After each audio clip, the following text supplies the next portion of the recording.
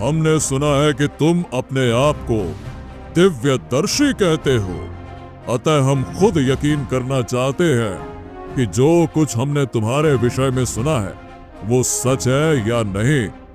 तुम सुबह होने तक हमारी चोरी की गई सोने की ईंट को खोज कर हमें दो। यदि तुम ऐसा कर सको तो हम तुम्हें खुशी से इनाम के अलावा और भी बहुत से हीरे जवारात इनाम में देंगे, और यदि तुम उसे खोज ना सके तो कान खोल कर सुन लो, तुम्हें फांसी की सजा दी जाएगी। ठीक है?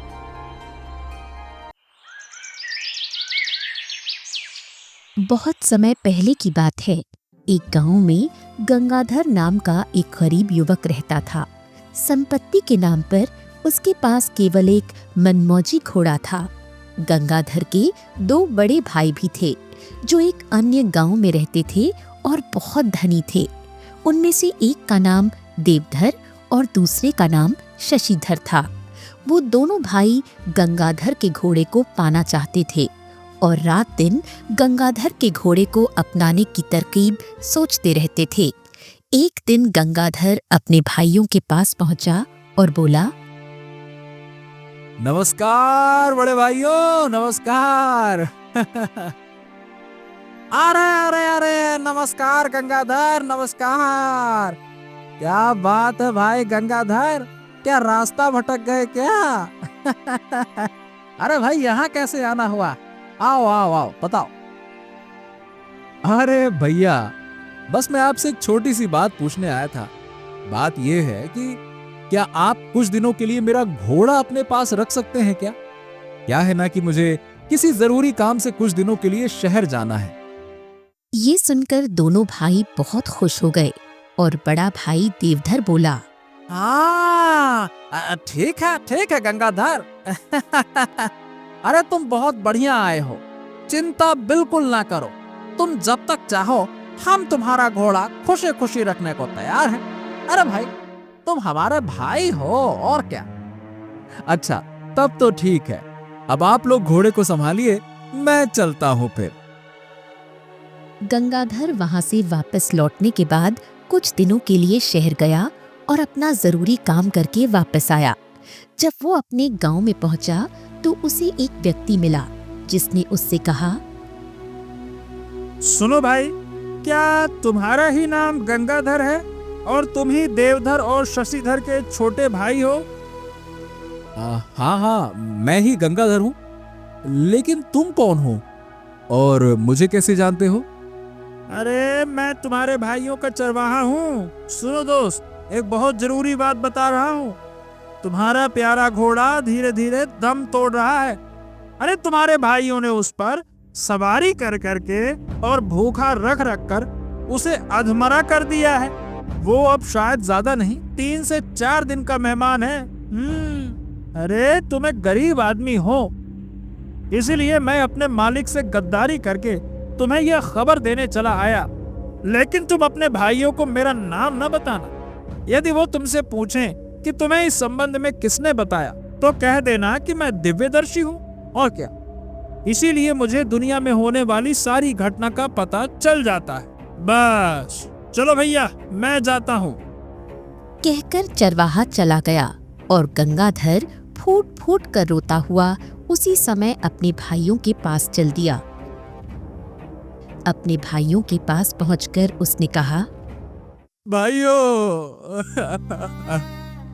मैंने आपका क्या बिगाड़ा था जो आप लोगों ने मेरे घोड़े की सवारी कर करके और उसे खुराक ना देकर अधमरा कर दिया। और मैं ये भी जानता हूँ कि अब वो कुछ ही दिनों का मेहमान है। लेकिन ये बात तुमसे किसने कही? अरे मुझे इस संबंध में किसी ने कुछ नहीं बताया।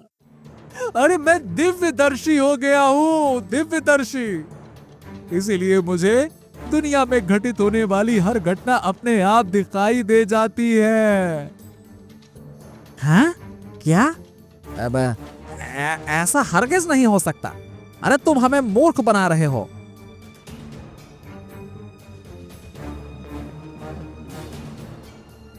धीरे धीरे उनके आसपास काफी लोग इकट्ठे हो गए और वे बोले, अरे भाई क्या हो गया? आखिर आप लोग किस बात पर झगड़ा कर रहे हो? लोगों के पूछने पर गरीब गंगाधर ने चरवाही की कही सारी बातें दोहरा दी। हाँ तो देखो, इस झगड़े का फैसला तो झूठ और सच की जांच करके आसानी से हो सकता है। इसमें लड़ने झगड़ने वाली क्या बात है? आओ आओ आओ, चलो सबसे पहले चलकर घोड़े की दशा देखते हैं। अरे भाई, घोड़े की दशा देखते ही सच्चाई स्वयं ही सामने आ जाएगी कि कौन झूठ बोल रहा है और कौन सच। क्या कहते हो भाई लोगों? चलो चलो चलो, आ जाओ। और भीड़ उन्हें साथ ले दोनों धनी भाइयों के घर की ओर चल पड़ी। जब भीड़ देवधर और शशिधर के अस्तबल में पहुंची तो उन्होंने अपनी आंखों से गंगाधर की बातें सच होते देखी। अच्छा, तो ये दोनों भाई तो वास्तव में झूठ बोल रहे हैं।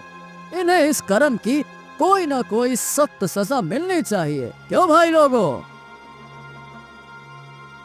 तभी भीड़ में एक समझदार बूढ़ा बोल उठा, अरे शांत हो जाओ भाई लोगों, शांत हो जाओ, शांत हो जाओ, शांत हो जाओ। सुनो, हमें सोच विचार कर कोई ऐसी युक्ति निकालनी चाहिए जिससे गंगाधर का नुकसान भी पूरा हो जाए और इन दोनों ईर्ष्यालु भाइयों को भी एक अच्छा सबक मिल जाए। क्यों? हाँ हाँ, बिल्कुल ठीक कहा आपने बब्बा। बताइए, अब आपके पास कोई ऐसा उपाय हो तो आप ही बताइए। तो मेरी राय ये है कि इन दोनों से गंगाधर को 2 बढ़िया घोड़े दिलवाए जाएं। घोड़े की बात सुनकर दोनों भाइयों के पैरों तले जैसे धरती ही निकल गई। वे एकदम चीख उठे, अरे ये तो सरासर अन्याय है, हमारे साथ नाइंसाफी है। अरे भला एक बेकार घोड़े के बदले 2 घोड़े देना, ये कहाँ का न्याय हुआ भाई? अरे तुम दोनों चुप करो, वरना हम सब तुम्हें मारते पीटते घसीटते राजा के पास ले चलेंगे और उनसे तुम्हें कठोर से कठोर दंड देने की मांग करेंगे, समझे? भीड़ को उत्तेजित होता देख दोनों धनी भाइयों ने इसी में अपनी भलाई समझी कि गंगाधर को 2 बढ़िया घोड़े दे दिए जाएं। गंगाधर ने खुशी खुशी दोनों घोड़ों की लगाम एक दूसरे से बांधी और भीड़ का धन्यवाद अदा कर अपने घर की ओर चल पड़ा। किंतु उस दिन से देवधर और शशिधर को अपने भाई गंगाधर से और भी घृणा हो गई और वे उसे तबाह करने की ताक में रहने लगे।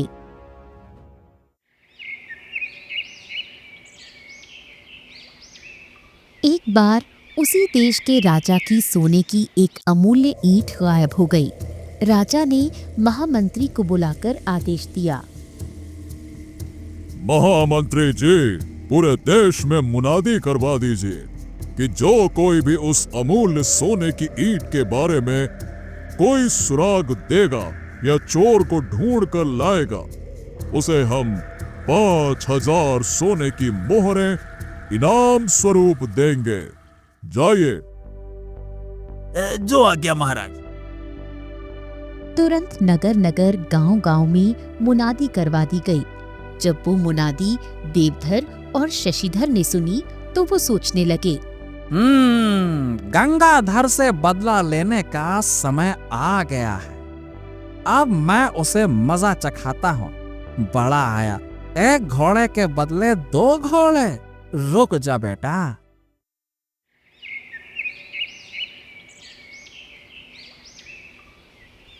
अगले दिन दोनों भाइयों ने अपने एक खास व्यक्ति को समझा बुझाकर दरबार में भेजा।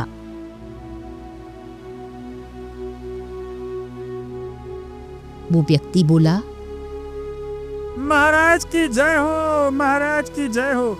महाराज, मैं आपको एक ऐसे व्यक्ति के बारे में बताने आया हूँ जो आसानी से आपकी चोरी हुई ईंटों के बारे में बता सकता है और चोर को भी पकड़वा सकता है। अच्छा, तो कौन है वो व्यक्ति, जल्दी बताओ। महाराज, वो व्यक्ति हमारे ही गांव का है और उसका नाम है गंगाधर। अरे वो अपने आप को दिव्यदर्शी कहता है। मैंने उसे अपने दोस्त के सामने दम्भ भरते हुए सुना है कि वो एक रात में ईंट के चोर को ढूंढ सकता है। अच्छा, ऐसा है। महामंत्री जी, आप तुरंत सैनिकों को भेजकर गंगाधर को हमारे दरबार में पेश करवाइए। जो आज्ञा महाराज। सैनिक गंगाधर के घर पहुंचे और बोले, क्यों, क्या तुम्हारा ही नाम गंगाधर है? हाँ, लेकिन क्या बात है? अरे जल्दी चलो, महाराज ने तुम्हें इसी समय बुलवाया है, जल्दी चलो। बेचारे गंगाधर की समझ में कुछ नहीं आया। वो सैनिकों के साथ डरता डरता दरबार में हाजिर हुआ। महाराज की जय हो, महाराज की जय हो, जय हो महाराज। हमने सुना है कि तुम अपने आप को दिव्यदर्शी कहते हो, अतः हम खुद यकीन करना चाहते हैं कि जो कुछ हमने तुम्हारे विषय में सुना है वो सच है या नहीं। तुम सुबह होने तक हमारी चोरी की गई सोने की ईंट को खोज कर हमें दो। यदि तुम ऐसा कर सको तो हम तुम्हें खुशी से इनाम के अलावा और भी बहुत से हीरे जवाहरात इनाम में देंगे, और यदि तुम उसे खोज ना सके तो कान खोल कर सुन लो, तुम्हें फांसी की सजा दी जाएगी। ठीक है?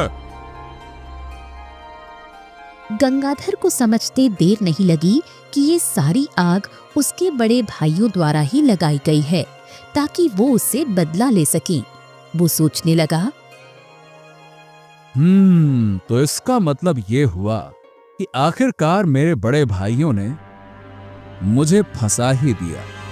ठीक है, ठीक है, लेकिन फिलहाल दिव्यदर्शी बने रहने में ही भलाई है, वरना महाराज क्रोध में मुझे इसी समय मरवा देंगे। ठीक, देखता हूं अब मैं क्या करता हूं। महाराज, आपकी आज्ञा की अवहेलना भला मैं कैसे कर सकता हूं? आप महल के बाहर मेरे लिए एक तंबू लगवा दीजिए। मैं मंत्र पढ़ता हुआ अकेला ही उसमें पूरी रात गुजारूंगा। अब भगवान ने चाहा तो सुबह तक आपकी सोने की ईंटें आपके हाथ में होंगी। महामंत्री जी, ठीक है, इनकी इच्छा पूरी की जाए, जैसा ये कहते हैं वैसा करवाया जाए। जो आज्ञा महाराज। गंगाधर सोचने लगा, हाँ, इस समय तो मैं तंबू में रहूंगा, लेकिन रात को मौका देखकर यहां से भाग निकलूंगा और ये देश छोड़कर ही कहीं दूर चला जाऊंगा। फिर कोई नहीं पकड़ पाएगा मुझे। गंगाधर के लिए महल के बाहर एक तंबू लगवा दिया गया और गंगाधर उसमें प्रस्थान कर इस तरह का दिखावा करने लगा जैसे वास्तव में ही किसी मंत्र का जप कर रहा हो। संयोग से उसी समय ईंट का चोर, जो कि महल का ही एक कर्मचारी था, भय से ये जानने के लिए तंबू के द्वार पर पहुंचा कि क्या गंगाधर वास्तव में ही दिव्यदर्शी है। जैसे ही वो चोर तंबू के द्वार पर पहुंचा, भागने की तैयारी कर रहा गंगाधर तंबू से बाहर निकलते ही उससे टकरा गया। घबराकर गंगाधर ने सोचा, अरे ये शायद कोई चोर है जो मेरे तंबू में चोरी करने आया। अरे चोर चोर चोर, पकड़ो चोर चोर।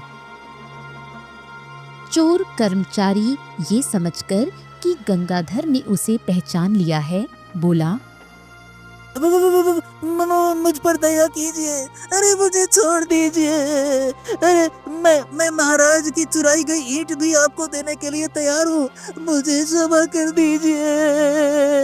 अरे मुझसे गलती हो गई। वो गंगाधर के आगे बहुत रोया धोया और गिड़गिड़ाया।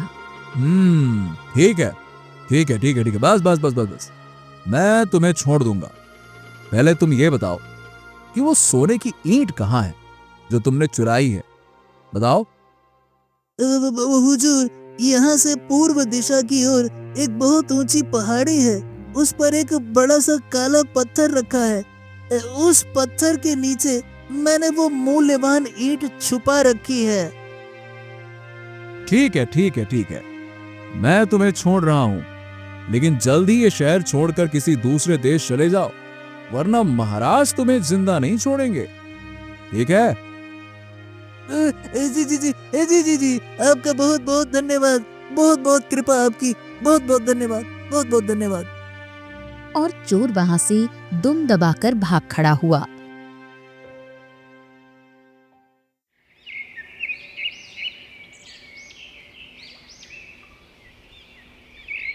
सुबह होते ही गंगाधर राजा के पास पहुंचा और बोला, महाराज, सोने की ईंट का पता तो चल गया, लेकिन अफसोस है कि मैं चोर को नहीं पकड़वा सका, क्योंकि वो ये देश छोड़कर दूर जा चुका है।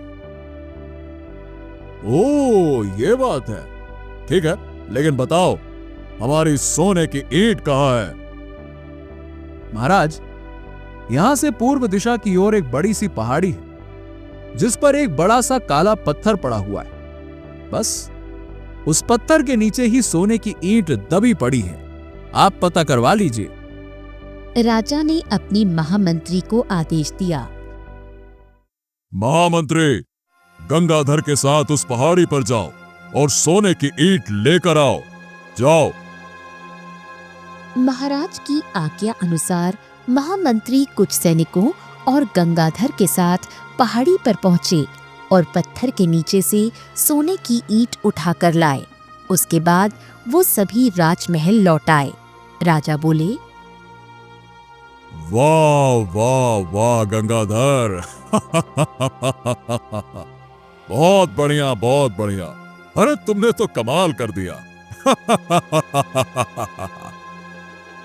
राजा ने गंगाधर को 5000 सोने की मोहरें इनाम में देने के अलावा बहुत से हीरे जवाहरात भी दिए। अब गंगाधर के दिन आनंद पूर्वक बीतने लगे। जबकि राजा से इतना सारा धन गंगाधर को मिलते देख उसके दोनों भाइयों के सीने पर सांप लौटने लगे।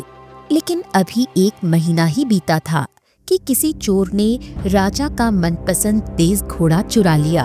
काफी खोजबीन हुई, लेकिन चोर और घोड़े का कोई पता नहीं चला।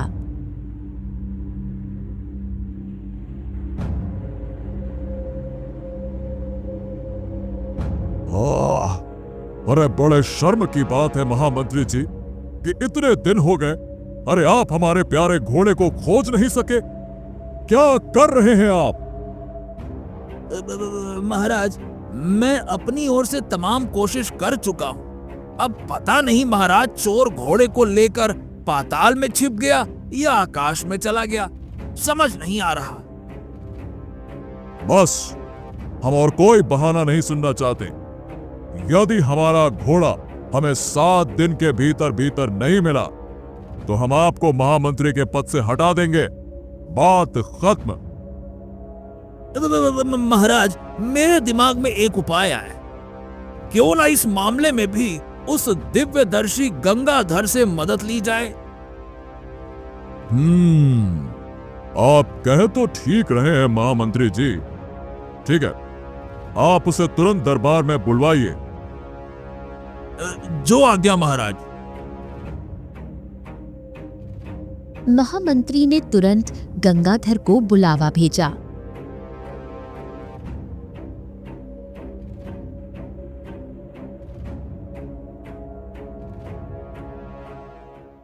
महाराज की जय हो महाराज की। महाराज, बताइए इस गुलाम के लिए क्या आज्ञा है?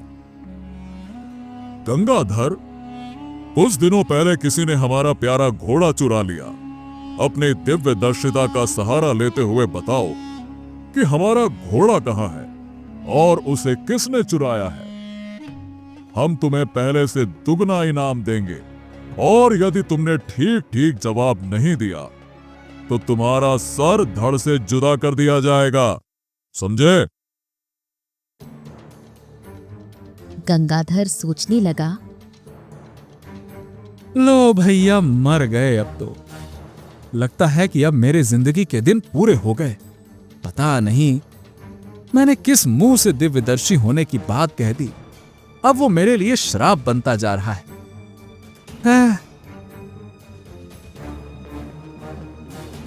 गंगाधर में इनकार करने का साहस नहीं हुआ और वो बोला, महाराज, अब ये भला ये काम कौन सा मुश्किल है। बस आप महल के बाहर एक तंबू लगवा दीजिए। मैं रात वहीं गुजारूंगा और ईश्वर ने चाहा तो सुबह ही आपका घोड़ा आपके सामने होगा।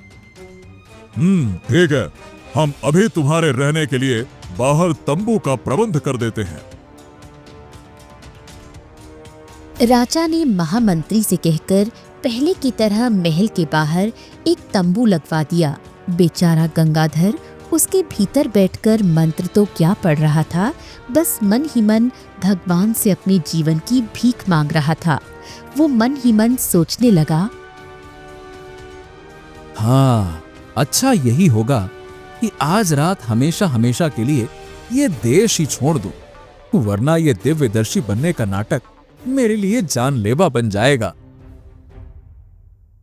आधी रात बिताते ही वो चुपचाप तंबू से बाहर निकला।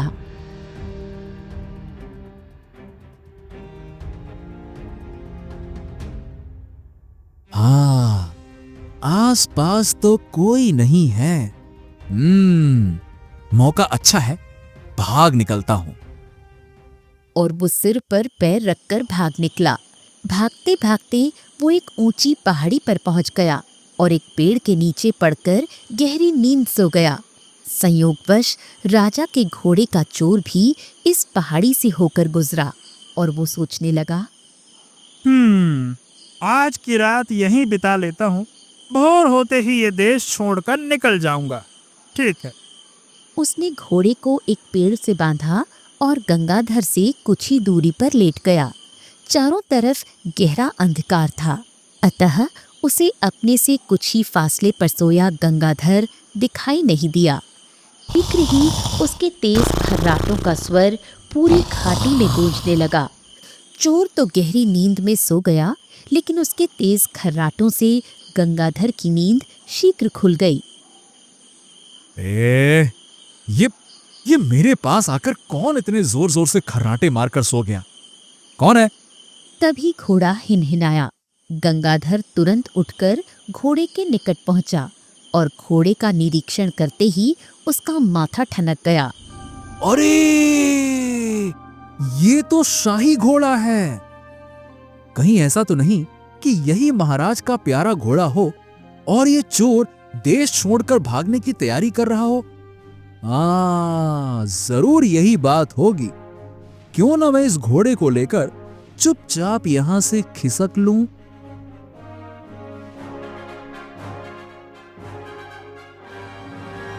रातों रात गंगाधर अपने तंबू के पास गया और घोड़े को तंबू से बाहर बांधकर भीतर जाकर निश्चिंत होकर सो गया।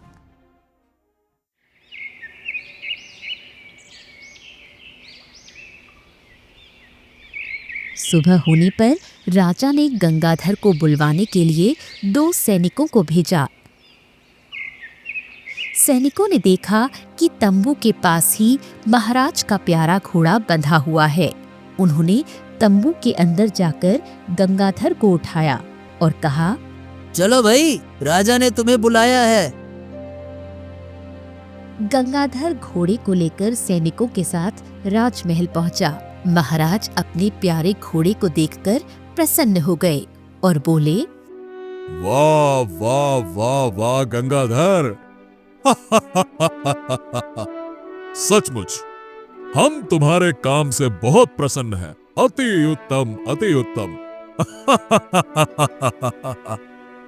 राजा ने फिर उसे ढेर सारा धन देकर हंसी खुशी विदा किया।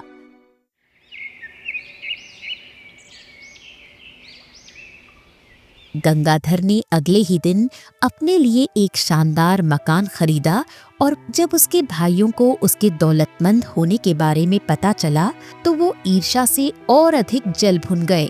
वो दोनों भाई गंगाधर को कंगाल करने का कोई उपाय सोचने लगे। कुछ देर सोचने के पश्चात अचानक देवधर बोला, शशि भैया, मुझे एक तरकीब सूझी है। और उसने शशिधर के कान में ये तरकीब बता दी। सब कुछ सुनकर शशिधर का चेहरा प्रसन्नता से खिल उठा। मध्य रात्रि के समय जब सारा वातावरण खामोशी की आगोश में डूबा हुआ था, दोनों अपने घर से निकले और गंगाधर के घर के पास जा पहुंचे।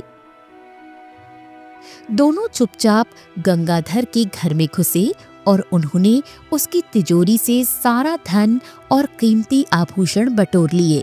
उसके बाद वो जैसे आए थे वैसे ही घर से बाहर निकल गए। हाँ, सही कहा। चलो, हमें जल्द से जल्द घर पहुंचना है।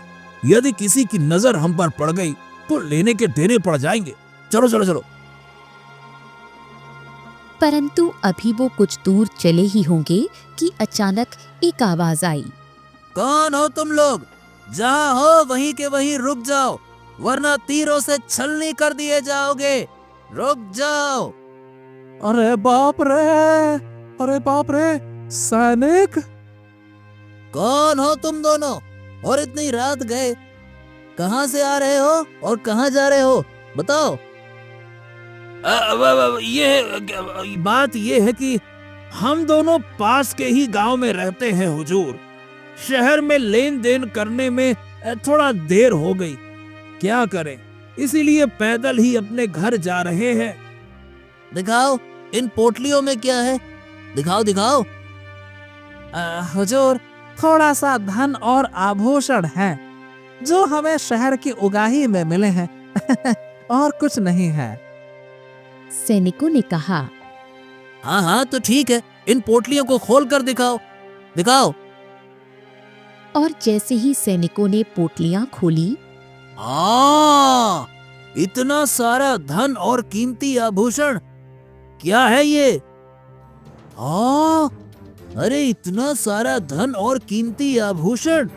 अबे मक्कारों, सच सच बताओ, इतना सारा धन तुम्हारे पास कहाँ से आया? कहीं ये सब कुछ तुम दोनों चुरा कर तो नहीं लाए हो? साफ साफ बोलो, बोलो। सैनिकों ने आदेश दिया। इन्हें गिरफ्तार कर लो और चौकी पर ले चलो। कल सुबह इन्हें महाराज के सामने पेश करेंगे, फिर वहीं इनसे सच बुलवाएंगे और इनका फैसला करेंगे। ले चलो। और सैनिकों ने उन्हें ले जाकर बंदी गृह में डाल दिया।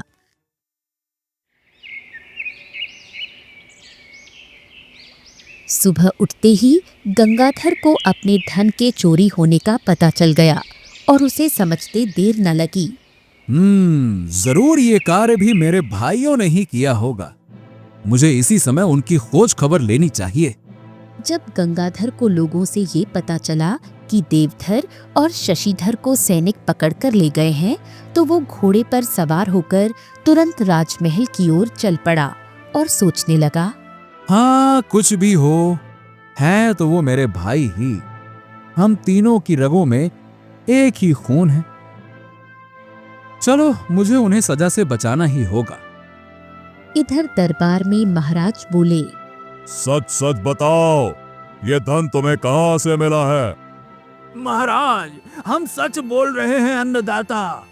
अरे ये हमारा धन है, हमने कोई चोरी नहीं की है महाराज। कृपया हम पर झूठा इल्जाम ना लगाया जाए। सैनिकों, इन्हें तब तक कोड़ों से पीटा जाए जब तक ये सच्चाई ना बता दे।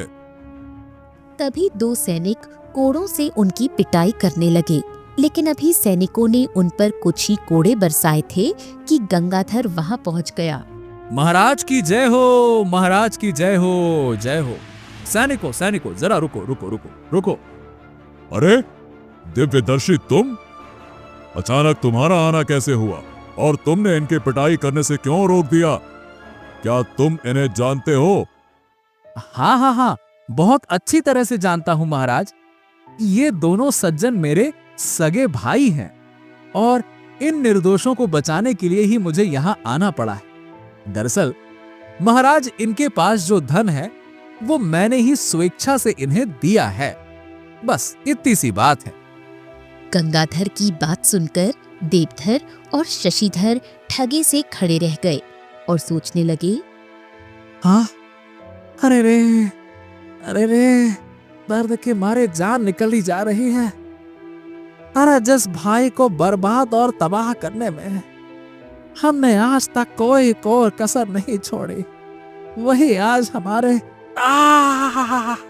प्राण बचाने के लिए झूठ बोल रहा है। ठीक है। हमें खेद है कि हमने तुम्हें गलत समझा और तुम्हारे साथ बुरा व्यवहार किया। तुम अपना धन और आभूषण सैनिकों से ले सकते हो और खुशी खुशी अपने घर वापस जा सकते हो। ठीक है, जाओ। राजा का इतना कहना था कि दोनों भाइयों का हृदय आत्मवेदना से भर उठा। वो करुण विलाप करते हुए गंगाधर से बोले।